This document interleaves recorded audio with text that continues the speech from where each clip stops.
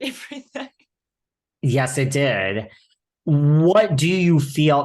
There was so much, like, still, I think, in the below deck, like, history, like, people still, like, that was the season that people came for Sandy because of this decision to let Hannah go. Yeah. Then people Yeah. came for Malia.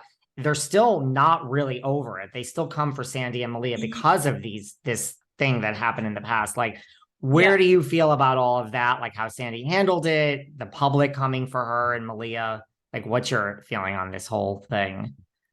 I don't know. It's a really tricky one because I wasn't there, and so I don't know the ins and outs of what actually went down. It's like, we see they've obviously had to edit it down a bit for TV, but I don't actually know what happened. And I mean, I do think that it was pretty shady of Malia to take a photo of Han's medication and send it to Sandy. Like, that's something that I would never do.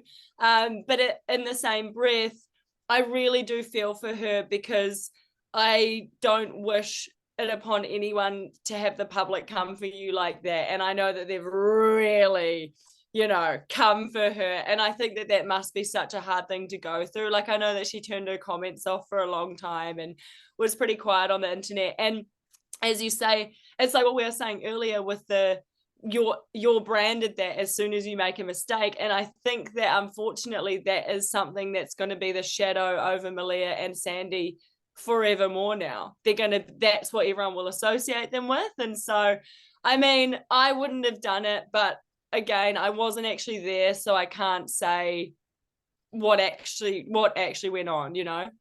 Yeah. And I mean, I agree. I think people are still talking about it. We've had many seasons of different franchises of Below Deck since, and somehow yeah, people keep going back to this. I think with Well, Sandy and Malia.